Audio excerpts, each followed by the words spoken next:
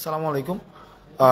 একটি খবর আমাদের কাছে এসেছে কিছুক্ষণ আগে যে কুমিল্লার ইসাপুরে আমাদের ঢাকা ইউনিভার্সিটি থেকে 10 জন 50 জন এসেছিল টোটাল।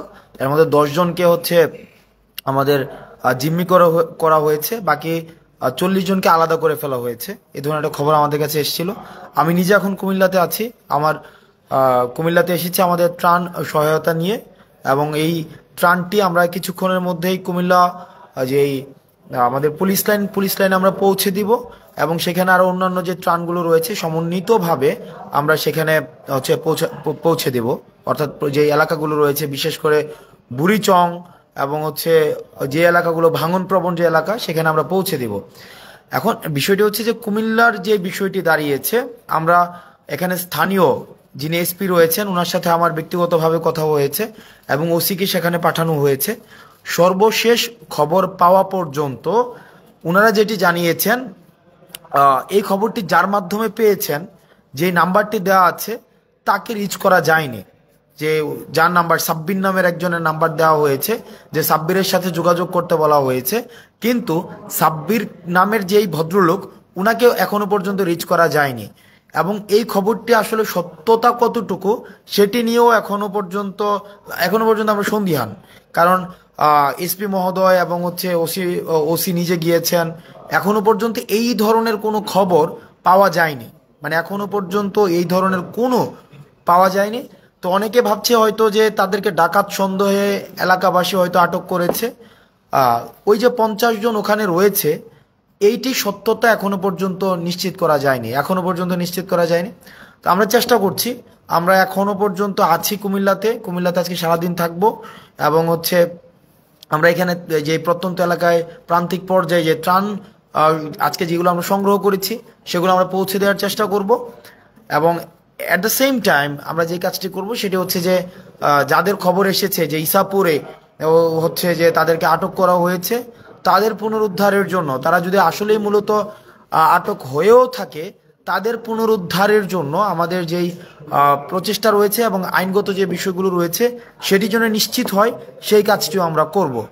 ঢাকা ইউনিভার্সিটির যারা রয়েছেন, আমার সহপাঠী থেকে শুরু করে সিনিয়র জুনিয়র, আপনারা বিভিন্নভাবে কনসার্ন জানাচ্ছেন আজকে বেশ অনেকক্ষণ ধরে আমাকে বিভিন্নভাবে আমাকে জানাচ্ছেন। আমি আপনাদেরকে বলবো যে এখনো পর্যন্ত এই ধরনের ঘটনা ঘটেছে বলে আমাদের পুলিশ থেকে আমরা জানতে পারিনি। দ্বিতীয় যে বিষয়টি সেটা হচ্ছে সাকিব, আমাদের ছোট ভাই সাকিব, মনোয়ার এবং হচ্ছে যে আমাদের হোসাইন, এই 3 জন আমরা জানি যে ফেসিবাদ বিরোধী আন্দোলনের একদম শুরুর দিকে আমরা যখন আনুষ্ঠানিকভাবে এক দফা দেওয়ার পূর্বেই কিন্তু আমরা দেখেছি যে তাদের একটি মিছিল আমরা আমাদের জৌহল থেকে ওরা দিয়েছিল। ঢাকায় তখন হচ্ছে লকডাউন, ঢাকায় এক ধরনের ব্ল্যাক আউট ছিল, আমরা ইন্টারনেট শাটডাউন দিয়ে দেওয়া হয়েছিল, আমাদের কারফিউ জারি করা হয়েছিল। সেই পরিস্থিতিতে দাঁড়িয়েও কিন্তু আমরা দেখেছি যে বাকি যেই মানুষগুলো, যে আমাদের হোসাইন, সাকিব এবং হচ্ছে মনোয়ার, তাদের যেই এক ধরনের সবসময় ফেসিবাদ বিরোধী আন্দোলনে তাদের সক্রিয়তা ছিল।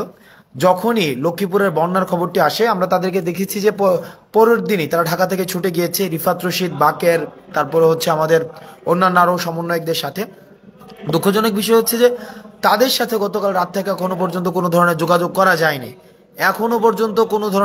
করা যায়নি। তাদের সাথে আমরা চেষ্টা করছি যে স্থানীয়, আমরা ডিসির সাথে কথা বলার চেষ্টা করেছি, এসপির সাথে কথা বলার চেষ্টা করেছি, কিন্তু ওখানের যে পরিস্থিতি, মানে ওখানের যে সার্বিক পরিস্থিতি এমন পর্যায়ে এসে দাঁড়িয়েছে যে ডিসি বা এসপি কারো কাছে আমরা রিচ করতে পারিনি। অর্থাৎ ইন্টারনেট ব্ল্যাক আউট হয়ে গিয়েছে, মানে কমপ্লিটলি ব্ল্যাক আউট হয়ে গিয়েছে। আমরা চেষ্টা করছি যে সাকিবদের কাছে পৌঁছানো, আসিফ রিয়াদদের কাছে পৌঁছানো, মনোয়ারদের কাছে পৌঁছানো। আপনারা আপনাদের জায়গা থেকে আপনারা চেষ্টা করুন। আর তৃতীয় একটি বিষয়, আমরা দেখতে পাচ্ছি যে বাংলাদেশের বিভিন্ন জায়গা থেকে ত্রাণ সহায়তার জন্য আমরা 20 জনের টিম নিয়ে, 30 জনের টিম নিয়ে ফেনীমুখী হচ্ছি, নোয়াখালীমুখী হচ্ছি। আপনাদের কাছে অনুরোধ থাকবে, এভাবে টিম নিয়ে আসার কোনো প্রয়োজন নেই। আপনাদের প্রশিক্ষিত টিম ছাড়া, প্রশিক্ষিত টিমের যদি আপনারা সমন্বয় নিশ্চিত করতে না পারেন, আপনার ফেনীমুখী হওয়ার দরকার নেই। সর্বোচ্চ একটা ট্রাকের সাথে 2 জন বা 3 জন, সর্বোচ্চ 2 জন বা 3 জন এনাফ। এর বেশি যারা আসছে 10 জন 15 জন, এই 10 জন 15 জন আসার কোনো প্রয়োজন নেই। আপনারা যে স্থানীয় যে জায়গাটি রয়েছে, স্থানীয় আপনারা যে এলাকায় যাবেন, ওই এলাকার আপনারা স্থানীয় মানুষগুলোর সাথে আগে একটু কথা বলেন। তাদের জায়গা থেকে আপনি দেখবেন যে 15 জন 10 জন বা ওখানের এলাকাবাসী আপনাদেরকে সহায়তা করছে। খালি শুধু শুধু ঢাকা থেকে 10 জনের একটা টিম নিয়ে যাচ্ছেন, 20 জনের একটা টিম নিয়ে যাচ্ছেন, গিয়ে সেটা আরো বেশি আপনাদের হচ্ছে বার্ডেন ক্রিয়েট করা হচ্ছে। ওই এলাকার মধ্যে একটা বার্ডেন ক্রিয়েট করা হচ্ছে। আপনাদের নিজস্ব খাওয়া দাওয়ার যে এই বিষয়গুলোর একটা বার্ডেন রয়েছে, তারপর হচ্ছে চলাফেরার একটা বার্ডেন রয়েছে, ট্রান্সপোর্টেশনের একটা বার্ডেন রয়েছে। এই সার্বিক যে বার্ডেনগুলো, এই বার্ডেনগুলো বিবেচনায় আপনার একটা ট্রাকের সাথে হায়েস্ট 2 জন আসতে পারেন, কিন্তু 10 জন বা 15 জন এই যে আসার যে বিষয়টি কি, সেটা হচ্ছে একটা ট্যুরের মতো হয়ে যায়। এই যে ট্যুর বা আমরা মনে হচ্ছে যেটা ট্যুরে যাচ্ছে, আমরা স্বাগত জানাই মানুষের যে অংশগ্রহণ হচ্ছে যে ত্রাণ কার্যক্রমের মধ্যে, এই বিষয়টিকে আমরা স্বাগত জানাই। কিন্তু এভাবে 10 জন 15 জন এভাবে যাওয়ার বিষয়টিকে আমরা নিরুৎসাহিত করি নিজেকে সেভ করার জন্য। গতকাল ঢাকা বিশ্ববিদ্যালয়ের একটা বোট ডুবে গিয়েছিল ফেনীতে, তাদেরকে রেস্কিউ করার জন্য আমাদের আবার টিম পাঠাতে হয়েছিল। এখন আমাদের যে এই সংকটকে আমরা আমাদের অংশগ্রহণের মধ্য দিয়ে আরও বেশি আমরা সংকটতর করতে পারি না, বরং আমরা যেটা করতে পারি সেটা হচ্ছে সংকটটিকে কীভাবে মিটিগেট করা যায়। আমাদের মিটিগেশন এবং অ্যাডাপ্টেশন প্রসেসের মধ্য দিয়ে সেই জায়গাটিতে আমাদের হচ্ছে গুরুত্ব বেশি করে দিতে হবে। রেদার আমরা যদি এই কাজটি বারবার করে এই সংকটকে আমরা আরও বেশি পাইল আকারে বৃদ্ধি করতে থাকি, তাহলে সেটি কিন্তু আমাদের জন্য হচ্ছে একটা প্রবলেমেটিক এবং এটি ইনএসকেপেবল প্রবলেম আমাদের জন্য ক্রিয়েট করবে। আমরা চাই না আমাদের জন্য এই প্রবলেমগুলো ক্রিয়েট হোক। আমরা চেষ্টা করছি, আজকে 3টি বিষয় নিয়ে আমি কথা বললাম। 1 নম্বর বিষয় হচ্ছে যে ইসাপুরে যারা হচ্ছে খবর এসেছে ডাকাত ধরেছে, এই বিষয়টি নিয়ে এখনও সত্যতা জানা যায়নি। 2 নম্বর বিষয় সাকিব, হোসাইন রিয়াদ এবং মনোয়ারের যে বিষয়টি সেটি নিয়ে। আর 3 নম্বর বিষয় আপনারা আপনাদের জায়গা থেকে চেষ্টা করবেন যেন যে সাঁতার না জানলে এবং যদি প্রশিক্ষিত কোনো রেস্কিউ টিমের সাথে যদি সংশ্লিষ্টতা না থাকে, তাহলে সেক্ষেত্রে আপনারা ত্রাণ কার্যক্রমে আসার প্রয়োজন নেই। রেদার আপনারা যেটা করতে পারেন টিএসসিতে, আপনারা দেখেছেন যে আমাদের প্রতিদিন ত্রাণ কার্যক্রম চলছে। আমি আজকে কুমিল্লা এসেছি, কুমিল্লায় হয়তো আমি সকালের মধ্যে আমি ফজরের মধ্যে ত্রাণ কার্যক্রম আমরা শুরু করে দিতে পারবো পুলিশ লাইন থেকে। আবার 3টার দিকে ঢাকায় ব্যাক করে আবার আমরা ত্রাণ সংগ্রহ করব এবং ত্রাণগুলো বাংলাদেশের বিভিন্ন জায়গায় আমরা পৌঁছে দেওয়ার চেষ্টা করব। ত্রাণগুলো বিভিন্ন জায়গায় পৌঁছে দেওয়ার চেষ্টা করব। আপনারা কুমিল্লায় যারা রয়েছেন বিভিন্নভাবে আমাদের কাছে শঙ্কার কথা বলেছেন, আমরা আমাদের জায়গা থেকে আমরা চেষ্টা করেছি। এবং এটি যেহেতু এটা জাতীয় দুর্যোগ, এবং এই জাতীয় দুর্যোগে আমাদের জয়েন্ট কোলাবোরেটিভ ভেঞ্চার ছাড়া আমাদের কখনোই এই জাতীয় দুর্যোগ থেকে উত্তরণ সম্ভব নয়। আমাদের এই দুর্যোগটিকে আমরা একটি দেখছি যে এটি একটি ইন্টেনশনালি ভারত ওয়াটার গেটগুলোকে খুলে দিয়েছে, আমাদেরকে পূর্ব প্রস্তুতির কোনো সুযোগ দেয়নি। এটির মধ্য দিয়ে আমাদের ভারতের সাথে পরবর্তী যে সম্পর্কটি, সেই সম্পর্কটি একটি টেস্টিমোনিয়াল হিসেবে বিবেচিত হবে। আমরা বিবেচনায় রাখতে চাই ভারত আমাদের সাথে এখন যেভাবে আচরণ করছে, ভবিষ্যতে আমরা ভারতের সাথে কিভাবে আচরণ করব, এই বিষয়টি টেস্টিমোনিয়াল হচ্ছে এখনের সিদ্ধান্ত। ভারতের সিদ্ধান্তটি নিয়ে নিল এবং তারা আমাদের সাথে প্রতিবেশী সুলভ আচরণ করেনি। যেহেতু কুমিল্লা একটি ভারতের বর্ডার ঘেঁষিত একটি এলাকা, বুড়িচং, বিশেষ করে বুড়িচং, ওদিক থেকে কসবা রয়েছে, ব্রাহ্মণবাড়িয়ার কসবা রয়েছে, আমরা চেষ্টা করছি যতটা সম্ভব আমাদের হচ্ছে এই সংকটগুলোকে কাটানো। আপনারা আপনাদের জায়গা থেকে আপনারা চেষ্টা করুন। আর গুজব, দয়া করে গুজব ছড়াবেন না। এমনি জাতীয় সংকটটি নিয়ে আমাদের হচ্ছে বেশ কষ্ট করতে হচ্ছে। আপনারা যে আপনাদের জায়গা থেকে কোনো তথ্যের অথেন্টিসিটি যদি আপনারা না পান, একটি তথ্য ফেসবুকে শেয়ার করার পূর্বে আপনারা ভেরিফাই করবেন, যেটাকে আমরা বলি যে ক্রস চেক করে নেওয়া।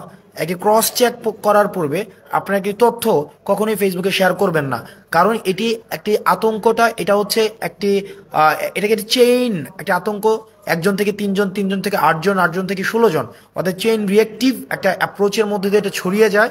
সেজন্য কোনো খবর শেয়ার করার পূর্বে আপনাদের যে কাজটি করতে হবে সেটা আগে আরো 5-6 জনের কাছে নিশ্চিত হয়ে নেবেন, পার্সোনালি নক করে, যে এই তথ্যের সত্যতা কতটুকু। অথেন্টিসিটি ক্রস চেক না করে কোনো তথ্য শেয়ার করবেন না। আমরা চেষ্টা করছি আমাদের জায়গা থেকে, এবং সকল শ্রেণী পেশার মানুষ তার জায়গা থেকে চেষ্টা করছে। আমরা চেষ্টা করছি এই সংকটটিকে উত্তরণ করার জন্য। আমরা আমাদের জায়গা থেকে আমরা চেষ্টা করব, আপনারা আপনাদের জায়গা থেকে চেষ্টা করুন। আমাদের আবার কালকে আজকে সারাদিন আমাদের কুমিল্লায় আমাদের ত্রাণ কার্যক্রম চলবে, আমাদের ঢাকায় আমাদের ত্রাণ সংগ্রহ কার্যক্রম চলবে। আমাদের কিন্তু ঢাকায় যে ত্রাণ সংগ্রহ কার্যক্রম সেটা কিন্তু অব্যাহত থাকবে।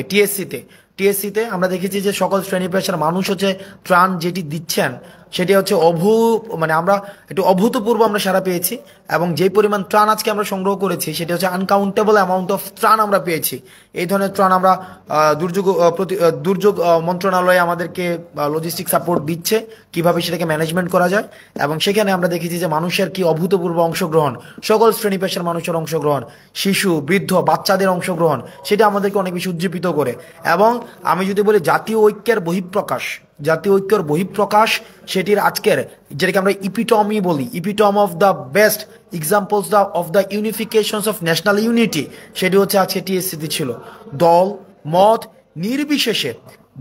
নির্বিশেষে আমরা দেখেছি যে কিভাবে মানুষ হচ্ছে আজকে আমাদের ত্রাণ দিয়েছে, এবং আমরা এটিও নিশ্চিত করতে চাই যে ত্রাণের যে অর্থটি আমরা সংগ্রহ করছি সে অর্থের জন্য স্বচ্ছতা থাকে, সেটির জন্য অ্যাকাউন্টেবিলিটি থাকে, সেটি আমাদের খরচের পরে আপনাদের কাছে প্রত্যেকটা জিনিসের আমাদের হচ্ছে এন্ডোর্সমেন্ট দেওয়া হবে, কোথায় কি খরচ হয়েছে, কোথায় কি খরচ হয়নি। আপনারা আপনাদের জায়গা থেকে সচেতন থাকবেন, সাবধানে থাকবেন। সালামু আলাইকুম।